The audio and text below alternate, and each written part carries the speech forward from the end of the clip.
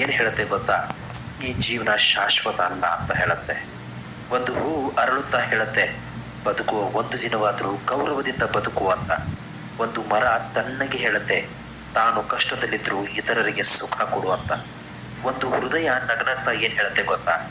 ಎಲ್ಲರ ಮನಸ್ಸಿನಲ್ಲಿ ಒಳ್ಳೆಯ ಸ್ಥಾನವನ್ನ ಸಂಪಾದಿಸುವ ಅಂತ. ಅದೇ ರೀತಿ ನಿನ್ನ ಒಳ್ಳೆಯ ಸಮಯಕ್ಕಾಗಿ ನೀನು ಕಾಯ್ತಾ ಕೂರ್ಬೇಡ. ಕಾಯ್ತಾ ಕಾಲಹರಣ ಮಾಡಿ ಬದುಕನ್ನ ಹಾಳು ಮಾಡಿಕೊಳ್ಬೇಡ. ಚುಚ್ಚಿ ಮಾತನಾಡಿ ನಿನ್ನ ಮನಸ್ಸನ್ನ ನೋಯಿಸುವವರಿಗೆ ನಿನ್ನ ಮೌನವೇ ಉತ್ತರ ಆಗ್ಬೇಕು.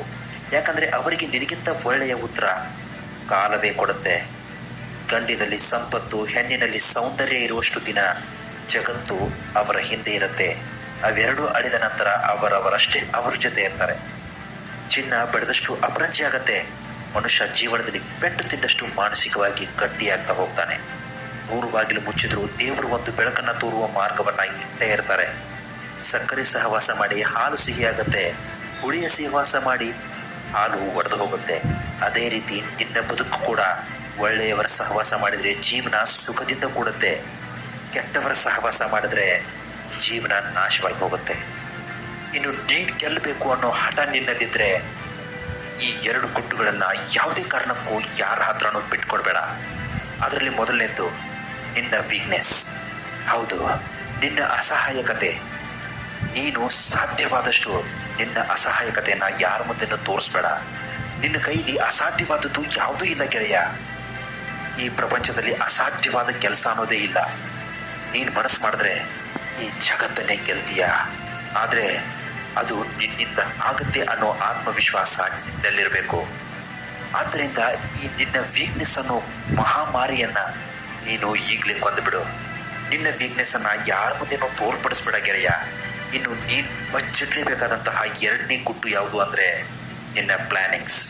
ಹೌದು ಗೆಳೆಯ, ಜೀವನದಲ್ಲಿ ನೀನೇನೇ ಮಾಡು, ಆದ್ರೆ ಅದನ್ನ ಅರ್ಥಪೂರ್ಣವಾಗಿ ಮಾಡು. ಆ ಕೆಲಸ ಮಾಡೋದಕ್ಕಿಂತ ಮುಂಚೆ ನೀನು ಅದರ ಬಗ್ಗೆ ಪ್ಲಾನಿಂಗ್ ಮಾಡು. ನಿನ್ನಲ್ಲಿ ಪ್ಲಾನಿಂಗ್ಸ್ ಇದ್ರೆ ಈ ಜಗತ್ತೇ ನಿನಗೆ ತಲೆಬಾಗತ್ತೆ. ನಿನ್ನಲ್ಲಿ ಒಳ್ಳೊಳ್ಳೆಯ ಪ್ಲಾನಿಂಗ್ಸ್ಗಳು ಇದ್ರೆ ನೀನು ಯಾರ ಮುಂದೆನೋ ನೀನು ಮಡ್ಡಿಯೂರು ಕೂತ್ಕೊಂಡು ನಮಸ್ಕಾರ ಮಾಡುವ ಅಗತ್ಯ ಇಲ್ಲ. ಅದೇ ರೀತಿ ನೀನು ಆ ಪ್ಲಾನಿಂಗ್ಸ್ ಅನ್ನ ಯಾರ ಮುಂದೆನೋ ಹೇಳಿದೆ ಅದನ್ನ ಗುಟ್ಟಾಗಿಟ್ಕೋಬೇಕು. ಇದರಿಂದ ಏನಾಗುತ್ತೆ ಅಂದ್ರೆ ನಿನ್ನ ಪ್ಲಾನಿಂಗ್ಸ್ನ ಬೇರೆಯವ್ರ ಹತ್ರ ಹೇಳಿದ್ರೆ ನಿನಗಿಂತ ಮುಂಚೆ ಅದನ್ನ ನಿನ್ನಿಂದನೇ ಕದ್ದು ಅವರು ಯಶಸ್ಸನ್ನ ಪಡ್ಕೋತಾರೆ. ಅಂತಹ ಕೆಲಸ ನೀನು ಯಾವತ್ತೂ ಮಾಡಬೇಡ. ಈ 2 ಗುಟ್ಟುಗಳನ್ನ ನೀನು ಬಚ್ಚಿಟ್ಕೊಳ್ಳೇಬೇಕು ಗೆಳೆಯ. ಆಗ್ಲೇ ನಿನಗೆ ಯಶಸ್ಸು ಸಿಗೋದು. ಬದುಕಿನಲ್ಲಿ ನಾಳೆ ಎಂಬ ಅವಕಾಶ ಯಾವತ್ತೂ ಇದ್ದೇ ಇರುತ್ತೆ. ಆದ್ರೆ ನಿನ್ನೆ ಎಂಬುದರಲ್ಲಿ ನಾವು ಕಳೆದು ಹೋಗ್ಬಾರ್ದು ಅಷ್ಟೇ. ಈ ಜೀವನ ಪ್ರತಿ ಕ್ಷಣಕ್ಕೂ ಮೃದುತನದಿಂದ ಕೂಡಿರಲ್ಲ. ಕನಸು ಕಂಡವರಿಗಿಂತ ಕಷ್ಟಪಟ್ಟವರಿಗೆ ಜೀವನ ಬಹುಬೇಗ ಅರ್ಥ ಆಗುತ್ತೆ. ಕೊನೆಗೊಂದು ಮಾತು ಹೇಳ್ತೀವಿ ಕೇಳಿ, ಜಗತ್ತು ಬದಲಾಗಲಿ ಎಂದು ಆಶಿಸುವುದು ತಪ್ಪಲ್ಲ, ಆದರೆ ಅದಕ್ಕಾಗಿ ಕಾಯ್ತಾ ಕೂರುವುದು ಮೂರ್ಖತನ. ಬದಲಾವಣೆ ಎಂಬುದು ನಮ್ಮಿಂದಲೇ ಆಗಬೇಕು.